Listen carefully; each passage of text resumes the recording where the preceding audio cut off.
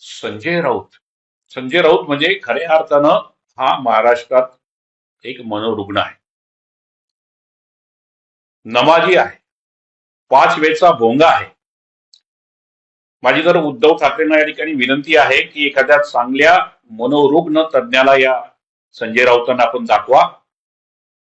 आणि तुम्ही दाखवणार नसाल तर याचा संपूर्ण खर्च रुग्णालयाचा आम्ही या ठिकाणी करतो.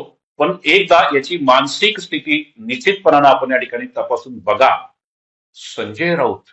संजय राऊत म्हणजे खऱ्या अर्थानं हा महाराष्ट्रात एक मनोरुग्ण आहे. नमाजी आहे. 5 वेळचा भोंगा आहे.